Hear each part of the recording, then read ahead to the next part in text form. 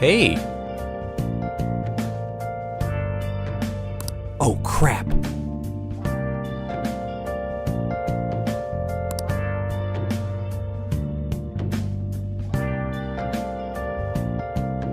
Take your time is something that the game Persona 5 tells you to do a lot, which is a nice enough sentiment. Oh, how considerate of this game to allow me the flexibility to play the game how it suits me. But the more I played the game, I realized there was a sinister difference between what it said and what the phrase actually means to the game. The more this loading screen with that phrase popped up, I began to feel like the game was mocking me. Laughing at me. Persona 5 is a game that blends turn-based RPG combat with modern-day slice-of-life storytelling. But in the 90 hours spent on Persona 5, somewhere I realized how little the phrase, "take your time," actually matters. Because taking your time is not something the game really allows you to do. In fact, time management is one of the most important factors in whether or not you succeed in the game's main quest. In Persona 5, you conduct the daily affairs of your main character, a high school student in Japan. This is no ordinary student, however, as he and his friends have powers that allow them to see the outside world inwardly. Each quote-unquote day in your life has effectively 2 slots for an activity, and a day can be spent in several ways depending on what your priorities are. Want to collect monsters? Spend the day in Mementos and grind those personas. Want a more casual experience? Spend time with your confidants and watch some pretty entertaining scenes unfold. My sandal has come undone! You're too slow. Unless you can move at the speed of light, you'll never be able to go back to the future! Depending on the activity, it'll either use one time slot or both.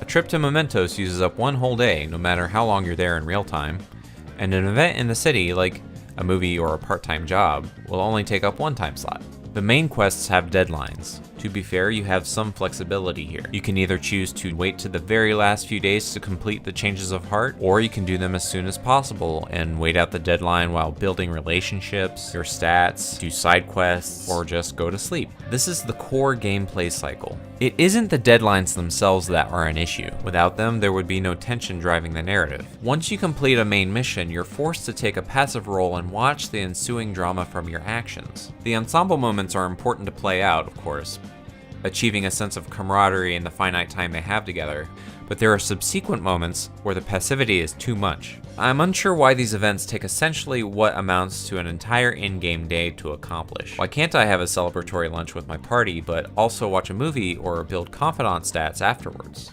Days can go by without any input from the player, and as a player driven to get the most out of this game in particular, this was frustrating to me. It isn't that you necessarily feel rushed, but how much time you actually have to build your bonds feels unfairly reduced. You're not able to take your time because the game has a schedule set for you, and you have no option but to wait it out until the next deadline comes up. And when I'm being forced to watch time pass so passively, I can't help but feel a bit cheated from experiencing the other core mechanics. In fact, it's one of the main reasons I decided to romance Kawakami. Oh, hi! Welcome home, Master. Isn't it hot? You want me to get mad? Oh, and about what you just asked me to do? I'm pretty okay with it.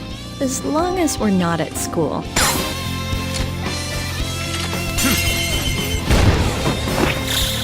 All out attack!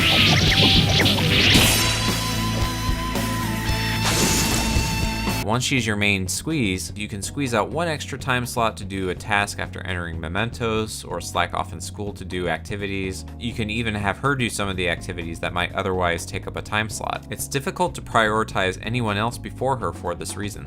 But it wouldn't be so bad if these periods of time didn't feel so long. On top of watching everything happen, you are forced to read text messages regarding narrative information that you already know. This is the grand issue with narrative pacing. Something can feel really long when it actually isn't. When time is a factor, in a piece of media especially, you can feel frustrated because your experience is handicapped by repeated elements. The ludonarrative harmony in Persona 5 is interrupted because of this. Much of the game is about time management, but there are roadblocks where you aren't allowed to have any agency.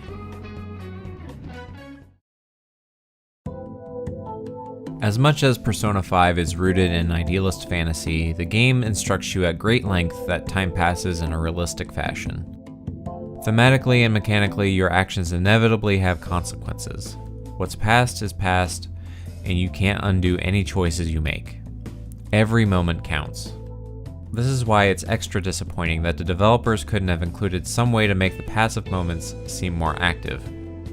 Because when I look at that 90-hour-long save file, I can't help but feel a little cheated. The developers clearly want you to have a curated experience with Persona 5, which in itself is not a problem. If those moments were only truncated to a more digestible pace, then the overall experience would be greatly improved. If you're going to wall off certain calendar days, at the very least streamline those narrative railroad tracks into one moment or scenes, instead of making you watch the in-game calendar tick over one day at a time.